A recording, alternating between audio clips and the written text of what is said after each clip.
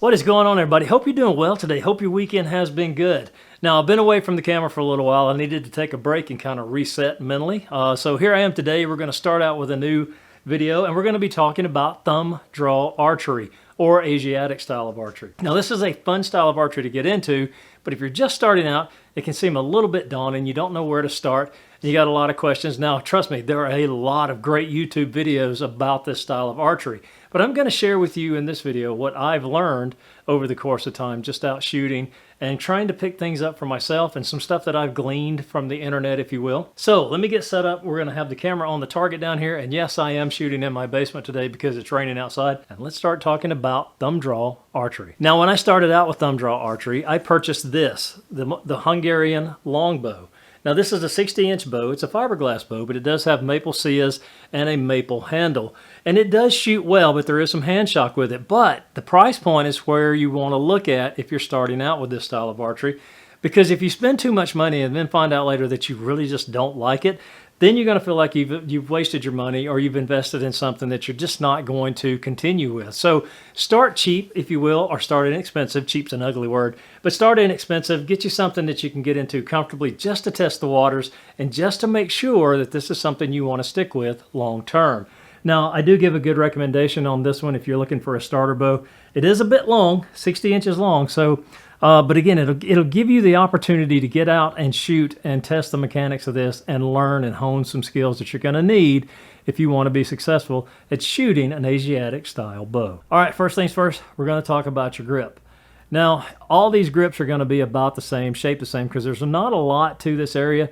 The Sekai bow has a really nice contoured grip, but nonetheless, you're still going to grip it the same. You're going to take this area of your palm right in here, and you're going to place that just like that on your bow. And you're going to wrap your fingers around with a lot of pressure being on your pinky and lower fingers. So whenever you are shooting this, what's going to happen is you're going to push or pull those fingers in up towards your thumb, and that's going to give you your katra. You need to practice that to get that whenever you release that shot. So that's the way that I grip the bow. I don't know if it's right or wrong, but I know that it definitely works for me. And I've been shooting like this for a while now. Now, the next thing, too, is your index finger. This is going to be your arrow rest.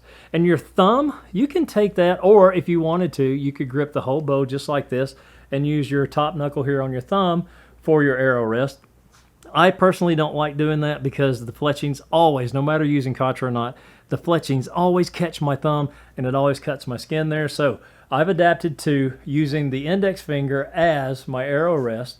And then this thumb, you can do one of two things. You can either hold it out like this if you wanted to, or you can just lightly lay it over the middle finger, and then that'll still give you control of the bow, reduce the hand shock, and help you when it comes to your katra. So there you go. That's my thought on the grip. If I'm wrong about that, please post it in the comments.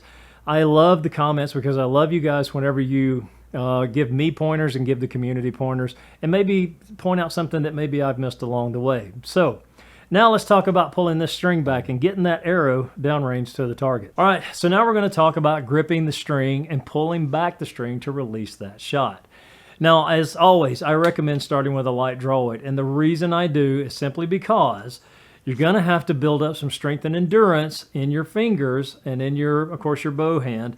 You're going to have to build up strength and endurance to be able to shoot comfortably for long periods of time and have a proper form, if you will, and a proper release. If you're struggling with it, it's just going to be a frustrating experience, and you're not going to enjoy it, and you probably will give up on it before you get started good. So remember that, light draw weight. Now, the area that's going to be affected the most is right here in this thumb area, right here in the joint, because the style that I am shooting, I actually capture the string right there on that joint to pull back along with my index finger to pull that string back so I can hold and then release the shot. So you're going to have to use something to protect that thumb area right there. And trust me, when I first started, I didn't have anything on there, and I really, caused a lot of pain and pressure in the joint. So just find something that works for you. I started with a nothing as fancy as this, and this is really not fancy if you think about it. This is a $6 jobby I picked up off of Amazon. And I cut the strap off of it because it was just in the way. But this works really well. But I also used a Homolix metal thumb ring until I actually built up some strength and endurance in my hand and was able to shoot with just a plain leather tab like this. Now, the advantages of a leather tab or even just plain thumb, the advantages to that are that you can feel the string a lot better, and it gives you what I feel is more control over the shot whenever you're pulling back to anchor and then release. All right, so now we're going to create the bird's eye to actually capture the string and the arrow at the same time and pull that back. So you start with your thumb, and right here, like I was telling you, right here, let me get out of the way of this camera, see if it'll start focusing on my thumb. So this is where the pressure is going to be, right there whenever you capture the string. You're just coming around with your thumb, making a hook of sorts. So you can see that pulling a string back, if you've not done this before, over extended periods of time or too much weight, how much pressure that can put on that thumb joint. Now, to complete the bird's eye, you're going to wrap around your finger, your index finger, and just catch the thumbnail of your thumb, thereby creating what looks like a bird's eye. So let's take my arrow, and we're going to go ahead and knock it on the string. So you can see here. Now we're going to come around and catch under the knock. I wish it would just catch that and not me. You're going to catch under the knock.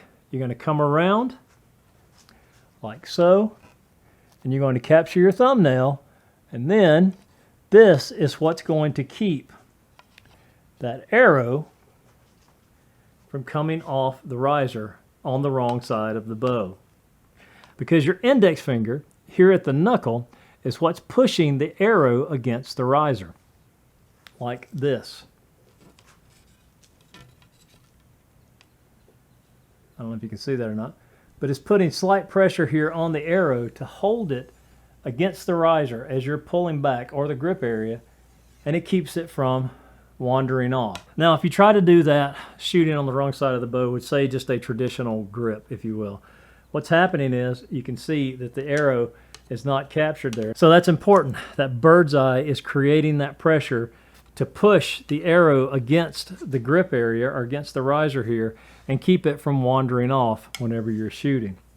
Now, the caveat to that is you can have that too tight. Let me get another arrow and show you.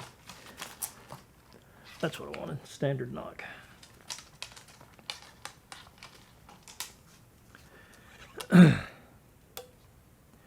Now you want this to be just enough pressure from your index finger when you twist your hand up.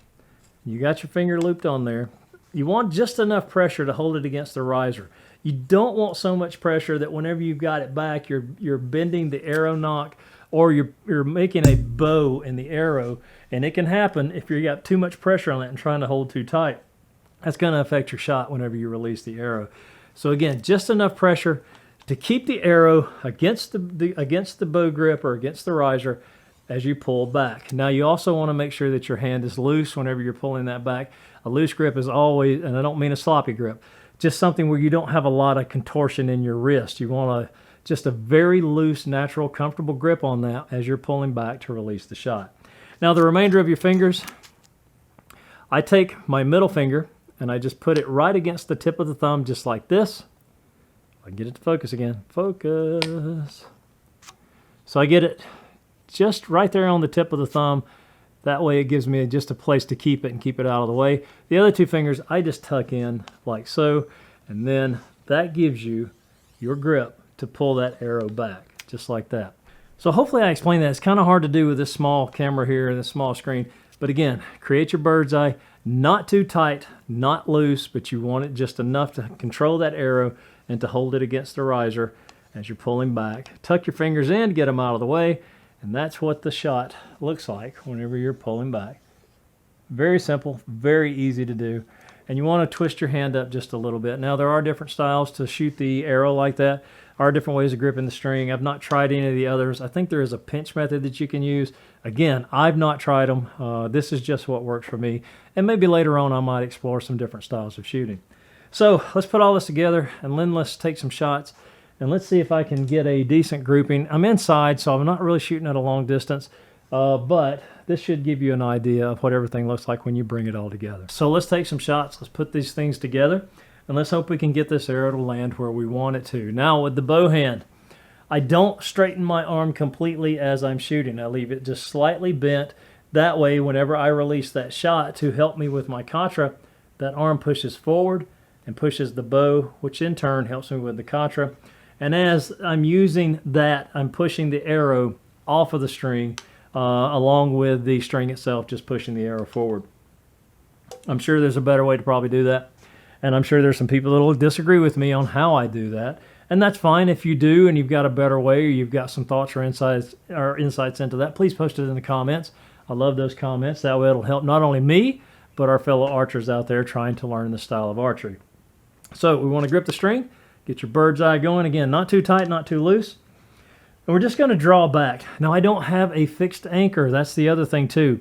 There is no fixed anchor with me on this. I used to try to touch the fletching right here on my cheek, but I found with my shorter draw length bows, trying to get it all the way back to there was going to be a little bit taxing on the limbs, and I didn't really want to do that.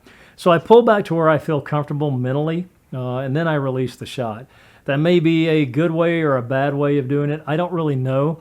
But I can tell whenever I don't draw far enough, what happens is that arrow flight is affected and there's not as much power behind that shot whenever I release it.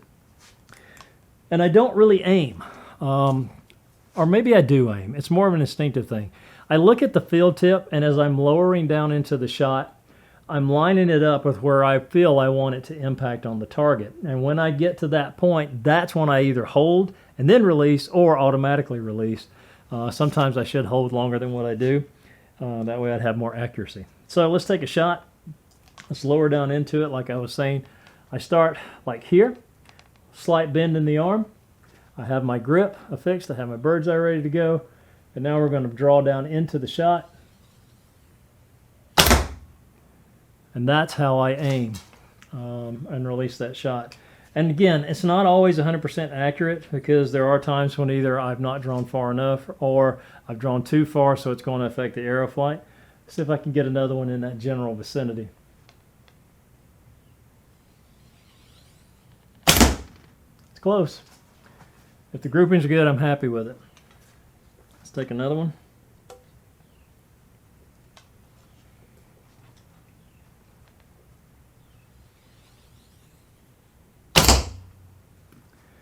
Now, you'll notice my arm going backwards like that. Before, when I first started, my release was just like this.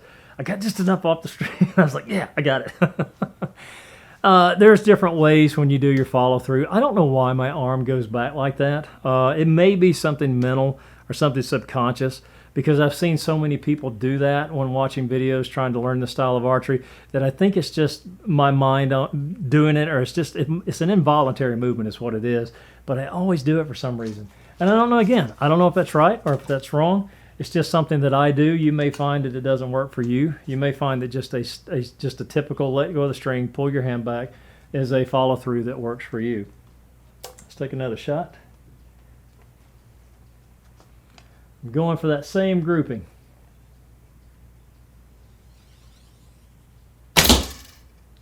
That's pretty good. I'll take that.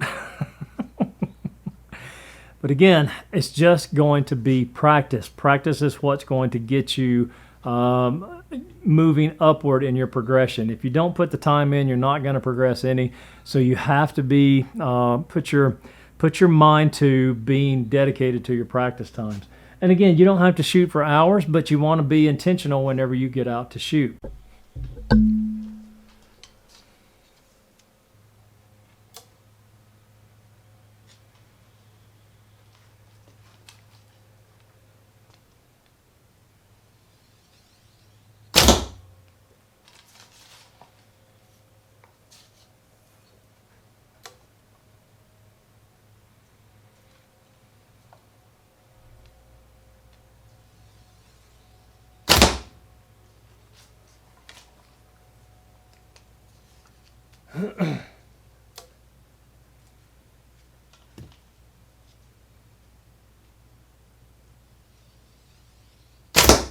Oh, bad shot, Petey.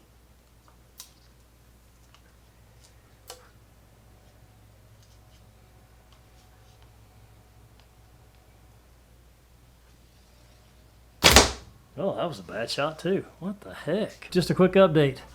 The winner of the bow has not come forward yet. Now, I set the rules up where there had to be contact within the first week after the drawing, or the bow would go back into another drawing to pick another winner from the list of names that said enter me on the original video for the bow drawing.